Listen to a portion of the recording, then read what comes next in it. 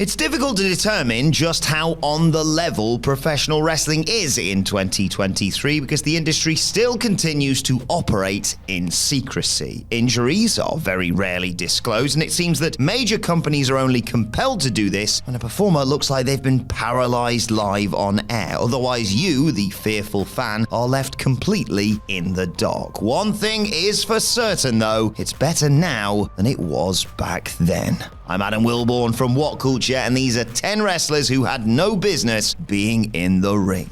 Number 10, The Executioner. The Executioner was bone-chilling, but not remotely in the way that the WWF intended. He was meant to be an instrument of destruction hired by Paul Bearer to further torment The Undertaker. In reality, the former Terry Gordy was brought into the WWF in late '96 as a favor to Michael Hayes, alongside whom Terry Gordy shot to superstardom as part of the Fabulous Freebirds. Gordy was hired a few years after suffering irreparable brain damage as a pity hire. They wanted to give the man a payday without ever actually thinking that the formidable explosive brawler of yore would return as his true self. He was profoundly brain damaged, and it in retrospect was beyond fortuitous that he was so mechanically sound in his prime. The muscle memory allowed him to get through everything that was required of him. He would never be cleared for action under the rigorous standards of 2023. Vacant behind the eyes, he was a scary presence. Not for anything he did in 1996, but for what might have happened had it dragged on any longer than it somehow did. Number 9, Ric Flair. It's no wonder that Ric Flair thought himself capable of wrestling a match in 2022. His promo game was still so unfathomably sensational that he worked himself into believing his own legend. Here he comes, Flair said, imagining the crowd response to him on the night in advance of it. So good was Flair still at getting high on his own charisma that he thought the charisma itself was still there. Unfortunately, it was not. Flair, already in a state of complete physical shambles, naturally suffered an injury heading into the show. Jeff Jarrett, Jay Lethal, and Andrade performed the bulk of the work, but Flair wasn't even capable of the smoke and mirrors with which he entered staggeringly passable matches in TNA. He twice passed out from dehydration and this is no hyperbole, was feared dead when Andrade had to place the brass knuckles on his hand while urging him to his feet. Flair wore purple attire for the occasion, which was too on the nose for this near tragedy. He turned the same color minutes before the horror show was brought to a merciful end. Number 8, Vince McMahon. His match at WrestleMania 38 against Pat McAfee was worse than anything promoted at the infamously grim Heroes of Wrestling pay-per-view. He had no business being in there, even as a total sideshow attraction, one that wasn't meant to be remotely good. It was still a disaster. It was Vince being Vince, and the unrecognizable husk of an awful human being still got his pop. It was thought he was invincible. He wasn't, and he was undone for his historical, awful misconduct months later. Number 7, Jimmy Snuka. There's a rather strong ethical argument to be made that Jimmy Snuka had no business being in the ring at any point after 1983, given that some several decades later he was belatedly arrested for and charged with third-degree murder and involuntary manslaughter. But the flaws in an imperfect legal system make it less than advisable to state that opinion as a matter of fact. At an absolute minimum, he had no business being in there at WrestleMania 25. A broken, shambling figure, he was less a purveyor of escapism in that ring, more an expensive vase teetering atop the edge of a shelf, only without summoning the attendant tension and suspense such a scene would ordinarily generate. Snuka was there to make Ricky Steamboat's brilliance look yet more timeless in contrast. If Snuka's mainstream career had to end in the ring on the night, that inadvertent story beat, revealing the far better man as the real hero, is as apt a send-off as any. But this appalling and wildly unnecessary anti-spectacle might have ended far worse. Number 6, Jeff Hardy. TNA knew damn well of Jeff's problems, why they were able to sign the most organic babyface in North America in the first place, and by not monitoring his behavior for his own good, almost literally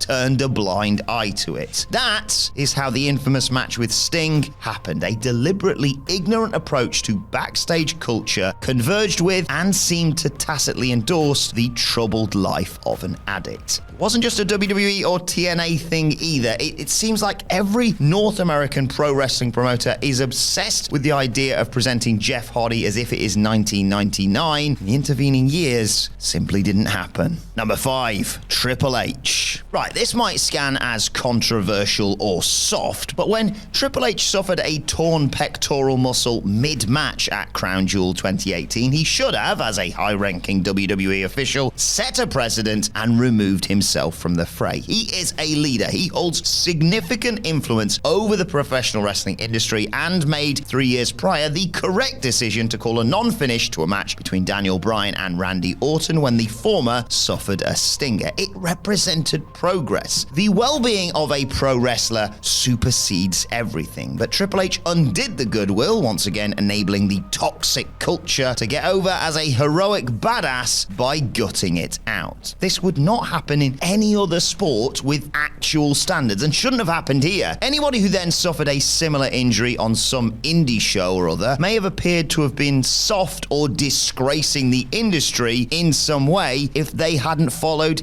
his lead. This perceived lack of toughness can inflict a significant mental health toll on aspiring pro wrestlers, as indeed the culture of the Performance Center did in its early years when the training operation was ran by Bill DeMott. And for what? Some grim disaster in which Kane's mask slipped off? Number 4, Mass Transit and New Jack. Of course, Eric Koulas had no business being in the ring. This was literally the case since he was untrained and underage and lied to get in there. In general, this was as toxic and grim a match graphic as modern BritWres has spewed up in recent years, because New Jack was by far the worst choice of opponent. He had no business being in there either, at least on that night. He was always capable of taking liberties, which he frequently indulged later in his career when he worked even more crappy environs than the bingo hall. The violence was as ugly and severe as it was pointless. There was no vigilante justice to impart, because how many underage wrestlers were really going to volunteer to work ECW? New Jack specifically. Number 3, man's man Steven Regal. In a gross byproduct of the old wrestler's mentality, Steven Regal broke his neck in 1993 without realizing it and worked for several years afterwards. As a wrestler, a tough man, he thought that this, rather than being the cumulative effect of a very serious injury, was just the general pain that every worker is told on day one that they must withstand every day were they to choose this life. He masked the debilitating agony by abusing substances, and while it should be noted that he later thanked WWE for saving his life in 1999 by saving himself from himself, he should not have been in the ring in late 98. He himself agrees with this, writing in his autobiography that he shouldn't have been allowed within 1,000 miles of one. He got lost frequently and bumped in an unsettling, delayed way because,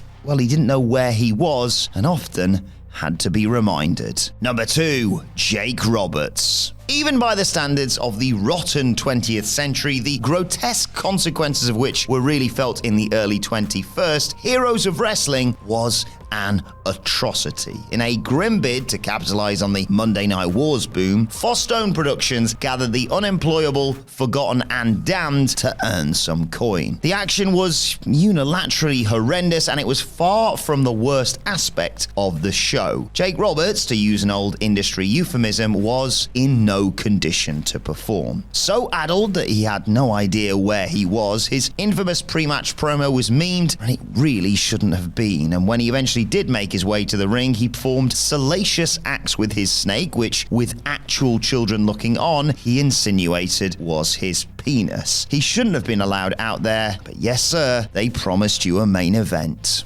Number 1, Scott Hall. Scott Hall's appearance at a Fall River, Massachusetts Top Rope Promotions indie show in 2011 was exploitative and gross even by the standards of an arsehole shindy promoter who doesn't give a single toss about anything but money. Hall wasn't just in no condition to perform, this happened all too often in wrestling's rancid history. A performer who can just about do something approaching a job is marched out there to do it. Hall, his face twisted in a sour grimace, eyes all but closed, only knew how to throw up the Wolfpack sign. He couldn't walk out there under his own power, he had to be carried. When he got to the ring, he had to lounge against the ropes because he was a man desperately in need of rest and rehabilitation, and it was just another sad chapter in Hall's career, and to their eternal shame, WCW wrote one of them. Deep in the throes of alcoholism, his troubles were adapted on screen in 1998 under the Controversy Creates Cash directive. In this case, it didn't. The supposed slack-jawed wrestling fan had far more moral scruples than the smiling embodiment of sinister corporate America that promoted it. And that is our list. Did we miss any out? Let us know in the comment section below, and don't forget to like, share, and subscribe. And you can let us know your thoughts on Twitter at WhatCultureWWE. You can find me on there at Adam Wilborn, and if you're a fan of this sort of thing, make sure you subscribe to the What Culture Wrestling podcast wherever you get your podcasts from. Thanks for watching. I've been Adam from What Culture, and I'll see you soon.